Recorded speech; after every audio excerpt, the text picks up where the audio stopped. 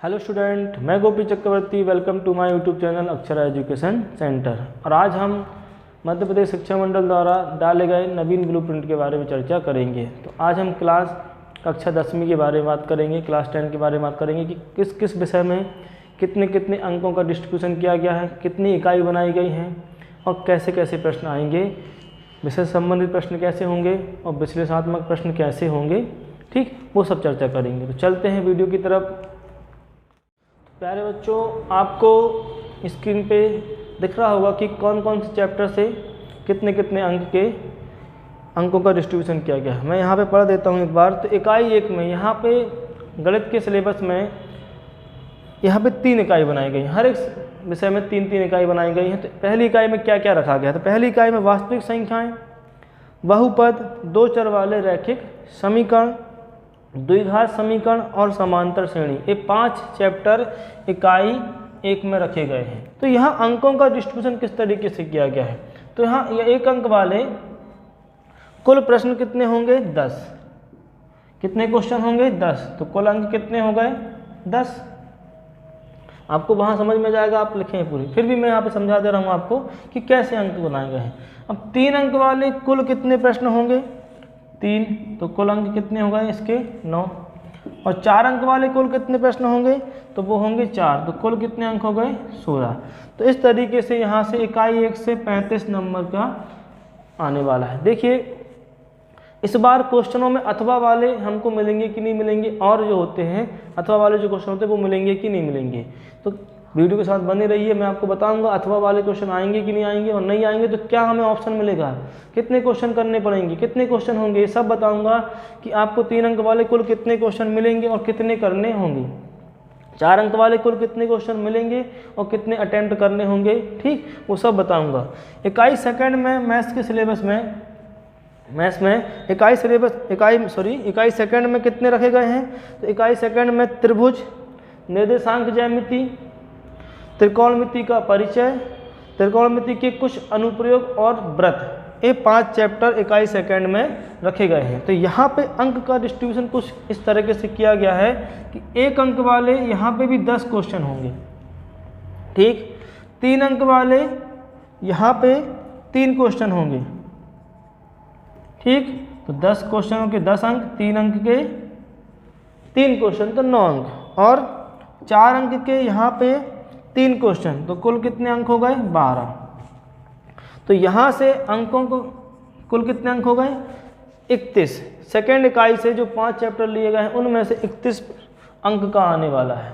अब इसके बाद इकाई थर्ड में भी 5 चैप्टर रखे गए हैं। कुल 15 चैप्टर हैं आपके यहाँ पे, अध्याय हैं। तो पहले तो अपने देख लिए तीसरी इकाई में कितने रखे गए हैं। तो सबसे पहले है रचनाएं, आपको दिख रहा होगा स्क्रीन पे। सबसे पहले क्या है? रचनाएं। फिर क्या है? वृत्तों से संबंधित क्षेत्रफल। जी हाँ, वृत्तों से संबंधित क्षेत्रफल। रचनाएं भी वृत्तों से संबंधित होंगी, त्रिभुज से संबंधित होंगी। अगला क्या है? पृष्ठीय क्षेत्रफल और आयतन। उसके बाद प्रायिकता और सांख्यिकी, या सांख्यिकी और प्रायिकता, इन चैप्टरों को रखा गया है इकाई थर्ड में। केवल 3 ही इकाई बनाई गई हर विषय में। तो यहाँ पे अंकों का डिस्ट्रीब्यूशन कुछ इस तरीके से रखा गया है कि यहाँ पे भी 1 अंक वाले 10 क्वेश्चन, तो कुल अंक कितने हो गए? 10। यहाँ 3 अंक वाले 4 क्वेश्चन, तो कुल अंक कितने हो गए? 12। और यहाँ 4 अंक वाले 3 क्वेश्चन, तो कुल अंक कितने हो गए? यहाँ पे भी 12। तो यहाँ से कुल मिला के कितने अंक हो गए? 34। और इन तीनों को मिला के कुल अंक कितने हो जाते हैं? 100। बिल्कुल ठीक है। तो हमें केवल 1 अंक वाले, 3 अंक वाले और 4 अंक वाले क्वेश्चन ही मिलने वाले हैं। बात आती है कि कुल कितने क्वेश्चन मिलेंगे, या केवल 10 क्वेश्चन मिलेंगे 3 अंक वाले? यहाँ हमने देखा कि 1 अंक वाले तो हमें 30 क्वेश्चन मिल गए, तो 30 नंबर हो गए। 3 अंक वाले जोड़ने पर 10 क्वेश्चन आ गए, तो 30 हो गए। और 4 अंक वाले भी 10 क्वेश्चन, तो कितने? 40। तो कुल मिला के 100। तो क्या केवल 10 क्वेश्चन ही मिलेंगे 3 अंक वाले? क्या केवल 10 क्वेश्चन ही मिलेंगे 4 अंक वाले? और 3 अंक वाले और 1 अंक वाले कहाँ से आएंगे, कैसे होंगे? ध्यान रखिएगा, ये सब्जेक्टिव होंगे, विषय वस्तु के हिसाब से रहेंगे। यहाँ विषय वस्तु के हिसाब से ये भी रहेंगे, लेकिन थोड़ा सा क्या होगा? विश्लेषणात्मक होंगे, आपके प्रयोग के हिसाब से होंगे, समझ परख के हिसाब से ये क्वेश्चन पूछे जाएंगे 4 अंक वाले। तो हम बात करते हैं नंबर ऑफ क्वेश्चन कितने मिलेंगे। ठीक,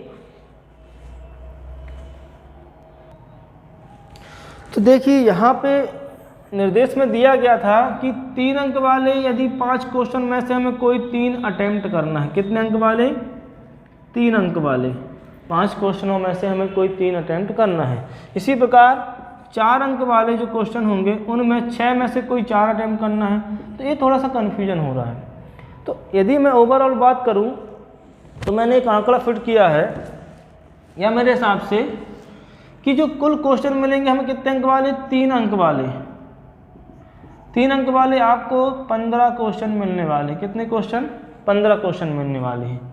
तो इन 15 क्वेश्चन में आपको कोई भी 10 क्वेश्चन करने पड़ेंगे, यानी 10। तो यहाँ पे अथवा वाले क्वेश्चन आपको नहीं मिलने वाले। अब हमें इन 15 में से कोई 10 क्वेश्चन करने होंगे। ये मेरे हिसाब से 99% ऐसा ही होने वाला है। अब 4 अंक वाले जो क्वेश्चन होंगे वो भी क्या होंगे? 15 क्वेश्चन होंगे। गणित विषय की बात चल रही है, ठीक। तो कितने अटेम्प्ट करने होंगे? यहाँ पे कितने करने होंगे? तो एनी 10। यहाँ पे भी कोई भी 10 क्वेश्चन करने होंगे। ये बहुत ही इंपॉर्टेंट बात है कि हमें कुल कितने प्रश्न मिलेंगे, क्योंकि हमें पता ही नहीं है कि कुल कितने प्रश्न मिलेंगे। तो यहाँ पे हमें 3 अंक वाले 15 क्वेश्चन मिलेंगे, इसमें से हमें 10 करने हैं। और 4 अंक वाले 15 क्वेश्चन मिलेंगे, यहाँ से भी हमें 10 करने हैं, कोई भी जो आपके बेस्ट 10 होंगे, ठीक। तो इस तरीके से गणित विषय के जो अध्याय है उनका अंकों का डिस्ट्रीब्यूशन किया गया है। और आगे भी हर सब्जेक्ट में आपको ऐसे मिलने वाला है, लेकिन विज्ञान जहाँ पे प्रैक्टिकल वाले हैं तो वहाँ विज्ञान और भी जो विषय है विज्ञान, जैसे वहाँ पे कितने नंबर का आता है विज्ञान में? 80 नंबर का क्वेश्चन पेपर रहेगा। तो वहाँ पे नंबर ऑफ क्वेश्चन कम हो जाएंगे, ठीक। फिर भी कैसे आएंगे मैं बताता हूँ अभी आपको, तो बने रहिए वीडियो के साथ। तो बच्चों विज्ञान विषय में आपको पता है कुल अंक कितने होते हैं प्रश्न पत्र में? 80।